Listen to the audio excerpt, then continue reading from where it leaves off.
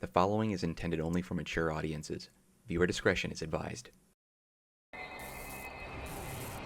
Larson! Larson!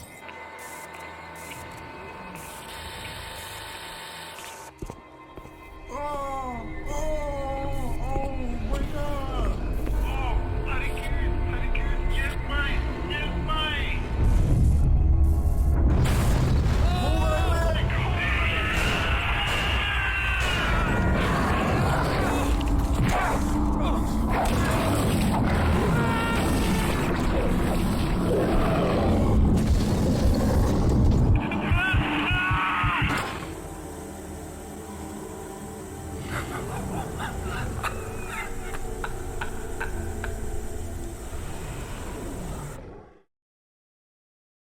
Oh boy. Well, welcome to another episode of Mark After Dark, or a new playthrough, I should say. We are playing The Thing.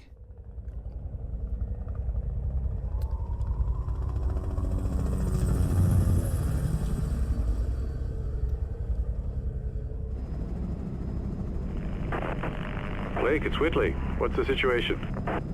Not good. What do you see? Not a goddamn thing in this storm. Have you found anything? Well, your transmitter's down and everything else is foobar. What do you mean? The base is gone, Colonel. It looks like massive explosives damage. Any clues here are gonna be like finding a needle in a haystack. Understood. Do a recon, see if you can find anything that'll give us an idea what happened. I could try to get the chopper back to you within an hour, but visibility's falling fast and the report for your area is not very good. Okay. We'll make a sweep and report back. Roger. Meanwhile, I'll check up on Alpha Team. Oh, Blake, just remember it's 40 below out there. We both know exposure could sneak up on you. Keep your team together and get them to shelter as quickly as you can. Roger that. Blake out. All right, let's jump into this, and then I'll explain a couple things about this game. As you play through the first 4 levels, text pop-up like this one will come up on screen from time to time, explaining different parts of the game to you. You can skip them by pressing triangle, or turn them off entirely by pressing the start button to bring up the pause button. Tutorials, you can switch tutorials off by entering the game. It'll teach you how to play the game, so it's suggested that you read each tutorial. Okay, after it's 40 degrees below zero in the Antarctic, and so whenever you're outside, you'll suffer from the cold exposure. An exposure meter blue at the bottom of this screen will show you how much time you have until temperature begins to actually harm you and take away from your health. As you play the game, you'll be given objectives. These appear at the top hand corner in green. Text shows objective still active, and orange text means objective has been completed. I feel like that should have been switched around. You can check the status of all your objectives by pressing the select button to enter the keys, documents, and objectives menu. Once the screens move to the left analog stick up, highlight the document icon, and then press X to view your objectives. Okay, so let's go over here. I remember there being some items over here. Oops, wrong thing. Yeah, we gotta change these controls. These are flares, only got 5 of them. The meter is going down, so we need to move away. I need to take a look at the controls and see what I can change here. Okay, so first thing, let's go to options. Let me take a look at the controls and toggle this around. Okay, so sidestep. I don't like fire weapon, and that button is weird. I don't know if I like that very much. Let's see. Interact is circle. Square is use item. Triangle, squad menu. I might, you know what? No, I think we're going to do type C. Reload is triangle, inventory is square, circle is squad, X is interact, R1 is fire. I don't like that. I would like it to be a different trigger, but they made that free look. Crouch, use item, previous weapon. We're going to mess up a lot, I feel like, trying to get used to these controls. But I think the reason why I like this control scheme the best is because I can move freely with left stick, and then I can turn with right, and that just feels super natural. But it doesn't make sense. Like, you would think the left trigger would be to aim, you know, and then right trigger would be to shoot, but it's actually this, and that'll be weird when I'm trying to do like trigger here and bumper. Whatever, we'll make it work. Let me see. What is... Triangle's my reload. We have 50 shots. Why did it say 0? Maybe that's the magazine. Magazines on... We don't have any magazines, I see. And then 50 is that. Okay. So we have the flare. I need to test the controls for the flare. Oh, that just opened on its own, didn't it? Circle is my menu for my team. So we have 3 members of the team right here. So they've got ammo and weapons, except for Weldon. Now, this game is a direct sequel, if I'm not mistaken, correct me if I'm wrong, but I believe this is a direct sequel to the John Carpenter movie with Kurt Russell, which I loved the movie. And I beat this game for PlayStation 2 years ago, so I was actually really looking forward to playing this. Now, what's fascinating about this concept is, and I think this is accurate what I'm about to say, is that each playthrough that you ever had of this game, the different members of your team could become infected. I think there's some key members that are always going to be infected. They're always going to be bad guys, but there's some of them that are good. So right now, I'm pretty sure all 3 of these guys are good because they joined me. As time goes on and these guys become infected, if you're suspicious, you can test them to prove it, but if you are wrong, their trust in you starts to go down. And I can't remember which one of these is trust versus health. I think the green is trust. And I think the red is health, I think. If they start to not trust you, they'll go nuts and start to shoot at other members of your team, including you, and the others, and kill people like crazy. So you want to make sure you do it right. So shooting them in the head if you think that they're bad is a good idea, but you want to prove it. But if I think, like, for example, Weldon, if I think he's bad and I shoot him in the head and I don't prove it, North and Burroughs might go nuts because they won't know, like, why I did it, and they might turn against me if I kill one of the members of the team. So got to be very careful. I'm going to go ahead and do back. I'm going to go ahead and take a look. Square is my inventory. What does this do? Okay, so there's that.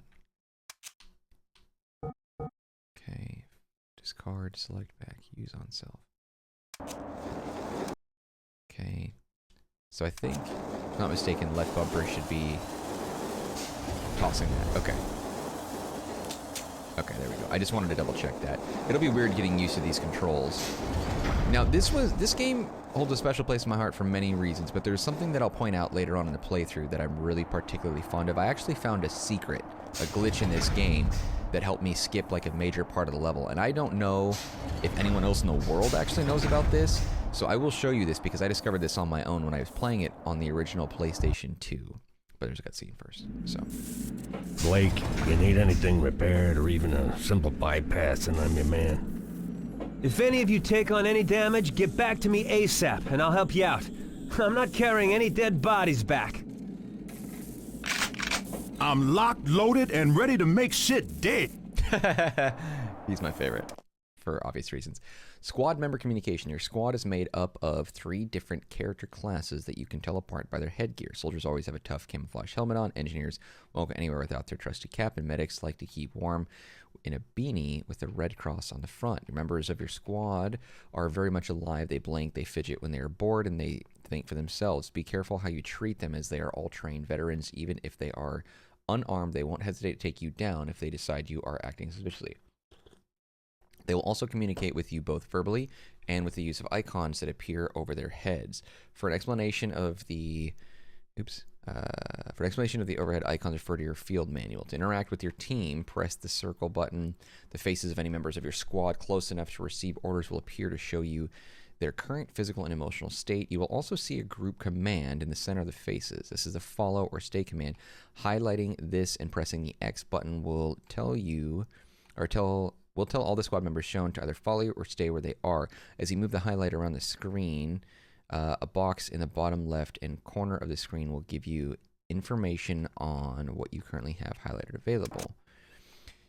This has already been explained. Your squad mates are intelligent people, and they will react to your actions based on how much they trust you. When you enter the squad menu, you will see a bar above their names of each squad member that shows their current level of trust. For any squad member, if his level of trust is in the green section, it means he trusts you and will take orders and help you throughout your mission. If his levels of trust is in the orange section, it means he doesn't trust you and won't help you, but he isn't yet convinced you're an enemy, so he won't attack you either. If his level of trust is in the red, it means he doesn't trust you at all and sees you as an enemy. So this sounds a lot more complicated than it actually is, so we won't worry about that too much. I don't know I am slightly concerned about my control scheme, because I know I can crouch down there, but let me look around and see what's up. So, okay, so basic junk boxes. Tip, whenever you see the hand icon, it means that you can do something by pressing the X button, so look out for it when exploring environments or dealing with your squad. The junction box in front of you is a basic one. When you walk right up to it, a message will appear in the center of the screen to tell you the name of the junction box. You will also see a picture of a hand and a yellow bar icon at the bottom of the screen. This tells you that you can fix this junction box yourself. To fix it, press and hold the X button. You will see the yellow bar start to fill up. When it is full, the repair is complete. You can release the interact button at any point to stop fixing the junction box. If you then return to it and hold the X button again and repair. So, okay. So I don't know. Oops. I don't know a lot off the top of my head about this game. I know I can remember key moments. I can remember some. Jesus. Oh, crap. Whenever you got low enough health, remember your squad members are hurt bad enough that they go into the man down state, kneeling on the floor. Be careful when a member of your squad is in this state, as it only matter of time until they die unless they're healed. Bring your medic within close proximity to the injured person, and he will automatically heal them. The medics you meet throughout the game can heal any member of your squad with the exception of themselves, so you need to keep an eye on your medic's health and heal him yourself when he's injured. Okay, so there's that. God, that sound, I love that sound. That sound is absolutely outstanding. So we've got 9 clips of 50, so we're at max ammo. I'm really excited about that. Left bumper is not exactly ideal. Oh, he's healing me. Sweet. But we'll figure it out. I might change the control scheme a little bit as we start to play. As I was saying, I don't remember a lot about it. I guess that opens that door. I don't remember a lot about this game, just key moments, but I do know that we are in for some complications for sure. Okay, so that's not right.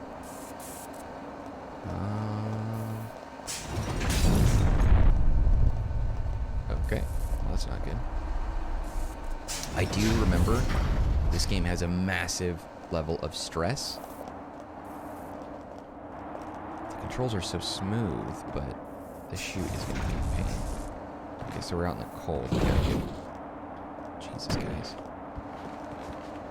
Can I walk over this, I wonder? It doesn't look like there's a jump button. We might have to just go around. But anyway, so this is a sequel to the movie.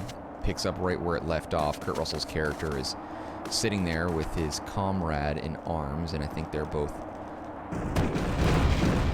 Jesus. Wondering if either one has been infected, and they blow up the base because they want to stop this alien creature that's here. So we're here figuring out what's going on with all that.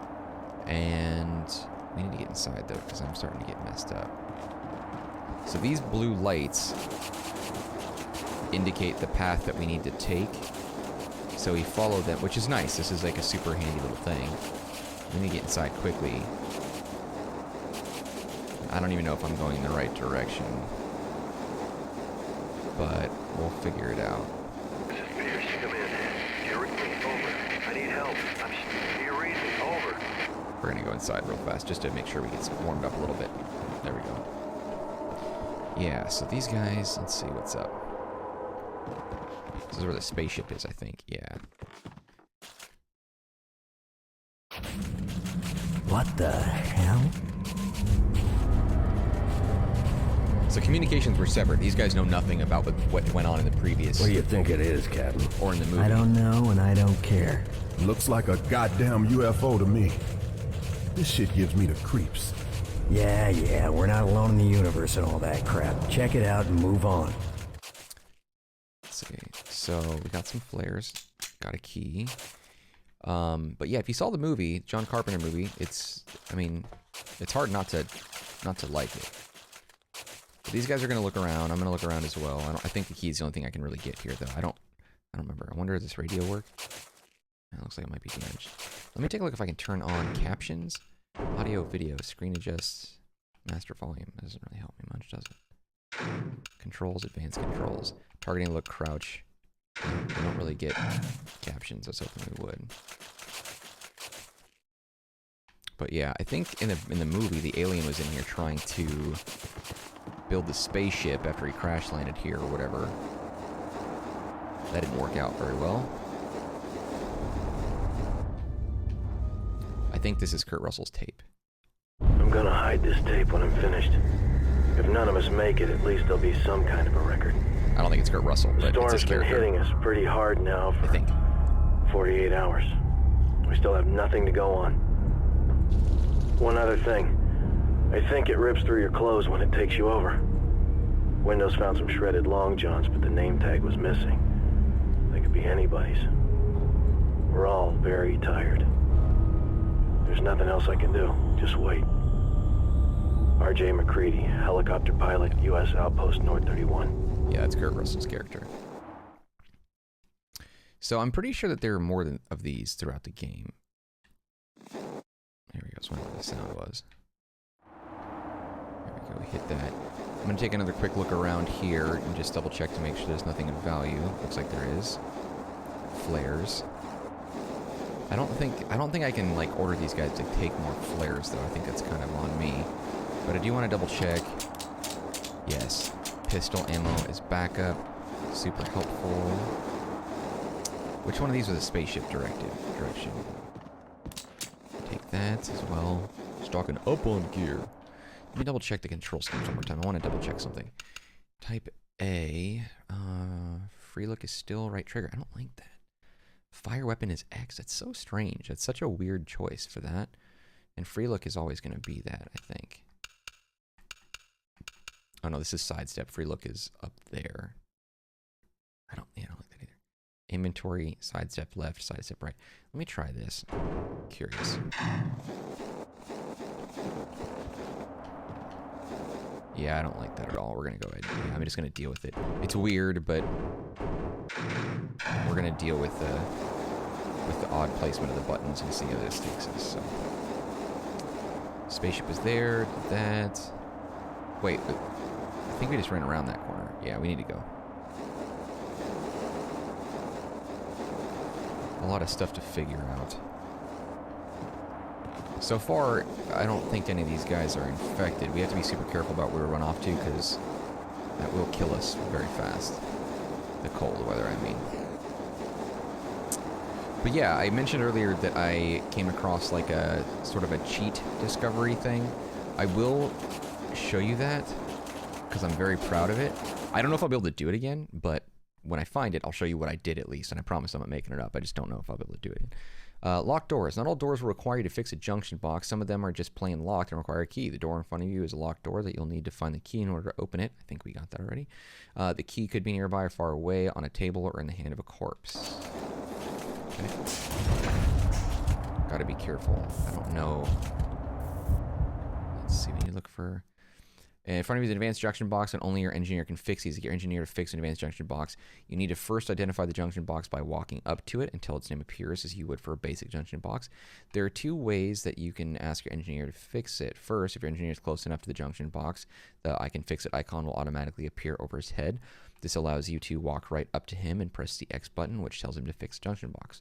The second way to have your engineer fix the junction box is to bring up the squad menu by pressing the O button, selecting your engineer, then selecting the go-to option, the command on the left, and lastly select the junction box you want to fix. You'll let him go fix it. I will say though, I do, let's see, he's the engineer, right? Medic, yeah. Select, go to, junction box. Okay. Thank you, fix that. But the details and instructions in this game are fantastic. They do a really great job of kind of letting me know what I need to be doing and how to do things. So that's super handy. I don't know if these notes... Yes, I can take those. Virus has the ability to replicate the original biological entity, including clothing. Oh, interesting. I don't know if I could do the clothing too. The movie covers that, I think. Vaguely. Oh, I don't know about vaguely, but not very detailed. Although contact with an infected entity does not guarantee infected, there is still between 50 to 70% chance for infection. Yeah, so you gotta be careful not to touch anything. Adrenaline hypo. We've just picked up an adrenaline hypo. In a situation where squad members are suffering extreme stress, using an adrenaline hypo on them will calm them for a short time. To use an adrenaline hypo on a squad member, press the square button to enter inventory, and then press the X button on the icon in the center of the screen to take you to your items. Push the left analog stick in the direction of the adrenaline syringe, and then press the X button when it is highlighted to return to the... now press the triangle button to return to the game, and report a squad member. Yeah, that's very thorough. Press the L1 button. The squad member will now temporarily calm down, but you will need to get him away from whatever it is causing him to be afraid before the effects. So yeah, so if you look at this button, so if you look at him right now, they're all someone in the green. Weldon is kind of going nuts. You can see him kind of looking around frantically. His trust level is lower than everybody else's. I'm not going to worry about it until he's less than green, and when that's the case, I'll just go into my inventory, and then let's see. I remember what button was it? Oh yeah, this thing. And then I go to this, and then I'll select it, and then I'll walk up, and then I'll be able to hit the left bumper and inject it into him, you freaking wimp. And then we're good. Now this voice actor for this guy too is recognizable. You've probably heard him before for the medic, but interestingly enough, if I aim at him, he'll go nuts. So I can't do that. Yeah, I don't know if his trust went down. It looks like it did to me a little bit. But if you aim at him like that, their trust will go down on you. So don't aim your guns at him either. Yeah. So, what was that noise? Oh, there's a note here. If an infected entity reaches the mainland, then global infection will occur in approximately 72,000 hours. COVID-20, anyone? It's just a keyboard, but now we see the body, I think. Ah, Christ, what is that? Chill out. Everybody keep tight till we figure out what's going on. Surprised there's no captions. Okay, so I think I think medic guy is going nuts. Squad members are always conscious of their circumstances and the environment around them, and when they've seen too much, they will begin to lose it to see how a squad member is handling his situation. Activate the squad member. Blah, blah, blah. If he's doing okay, he'll casually look around from left to right. If he's noticeably frightened, he'll be looking all around at a panic speed. If he's close to outright losing it and cracking up, he'll be shaking uncontrollably. To reduce your squad member's fear, try giving them a weapon or get them to follow you out of the area. Refer to your field manual to find out about different things you can do to calm them. So it's very clear that medical guy is going crazy.